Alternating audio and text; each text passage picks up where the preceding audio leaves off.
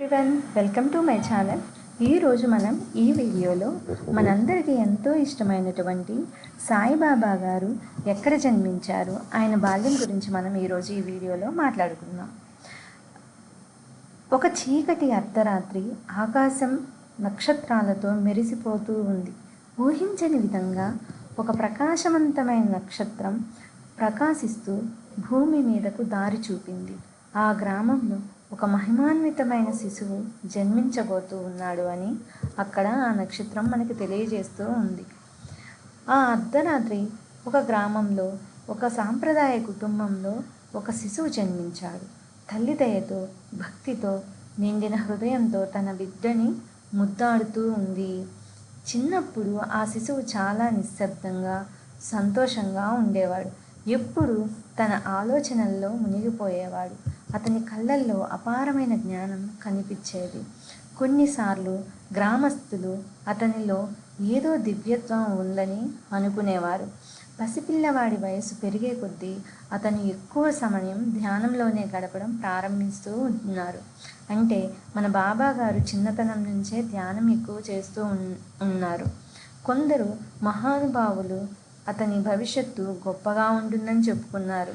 కానీ కొంతమంది గ్రామస్తులు మాత్రం అతను ఎప్పుడూ అలా నిదానంగా ఉండడాన్ని చూసి అనుమానించేవారు. ఒకరోజు ఆ గ్రామంలోనికి ఒక అనారోగ్యంతో బాధపడుతూ ఒక వ్యక్తి వచ్చాడు. అతన్ని చూస్తే ప్రతి ఒక్కరూ ఎంతో భయపడిపోయారు. పెద్దవాళ్ళే ఆయన్ని చూసి మాట్లాడటానికి కూడా భయపడ్డారు. కానీ ఆ చిన్న బాలుడు ఆ వ్యక్తిని తీసుకొని వచ్చి ఒక మంచం మీద పడుకొని పెట్టి తన చేతితో తన ముఖం మీద స్పృశిస్తారు.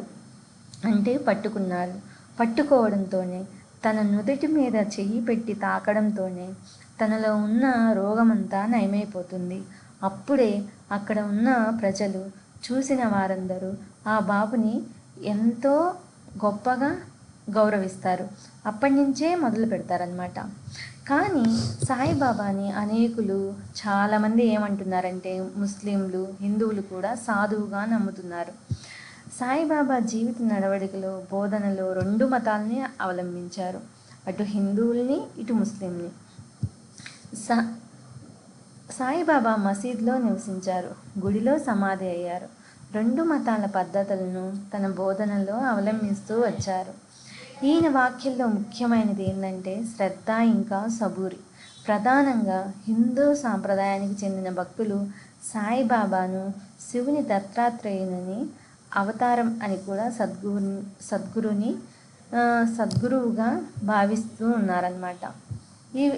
ఈ విషయమై జరిగిన కొన్ని అధ్యయనాల ప్రకారం ఆయన బాల్యం మొత్తం హరిబాబు భూసారి కావచ్చు అని, ఆయన బాల్యంలో ఆయన పేరు, బాబా గారి పేరు హరిబాబు భూసారి కావచ్చని కొన్ని అభిప్రాయాలు ఉన్నాయి. కానీ ఇది ఎంతవరకు నిజమో ఎవరికీ తెలియదు.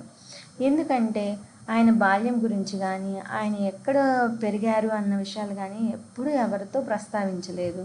అలా ఎక్కడా లేదు కూడా. పేరేమిటో తెలిస్తే ప్రతి మనిషి ముందు కులగోత్రాలు చూస్తారని చెప్పేసి బాబా గారు కూడా ఎక్కడ ఆ ప్రస్తావన తీసుకురాలేదన్నమాట. వారిది ఏ మతం, ఏ మాట, ఏంది అనేది కూడా ఓన్లీ తన భాష వేషధారణలో చూపించారే కానీ మాటలతో మాత్రం ఏమీ వ్యక్తపరచలేదన్నమాట. ఒకమారు తన ప్రియమిత్రుడైనటువంటి మహల్సాపతితో తాను ప్రతి గ్రామంలో ఒక దేశస్థ బ్రాహ్మణ కుటుంబంలో పుట్టి ఒక ఫకీర్ సంరక్షణలో పెరిగినట్టు చెప్పారు. అతను ఈ మాటలని బట్టి రెండు మతాలను అవలంబించి, రెండు మతాలని అనుసరిస్తూ పెరిగారని మనం చెప్పుకోవచ్చు. అయితే మనకి ఇక్కడ ఏంటంటే 1856లో సుమారు 8 సంవత్సరాల ప్రాయంలో బాబా మహారాష్ట్రలో అహ్మద్నగర్ జిల్లా దగ్గర షిరిడీ ప్రాంతంలో అక్కడికి వచ్చారనమాట. అంటే 1856 సంవత్సరంలో ఆయన అక్కడికి వచ్చారు అంటే 8 సంవత్సరాలు వెనక్కి వేసుకుంటే 1848లో బాబు జన్మించాడు అని చాలామంది అభిప్రాయాలన్నమాట. ఇది ఎంతవరకు నిజమో ఎంతవరకు అబద్ధం అనేది నేను కొన్ని బుక్స్లో చూసి ఇది అనాలిసిస్ చేసిన విషయం అన్నమాట. ఈ చిన్న ప్రయత్నం మీ అందరికీ నచ్చినట్లయితే సబ్స్క్రైబ్ చేస్తారని నేను కోరుకుంటున్నాను.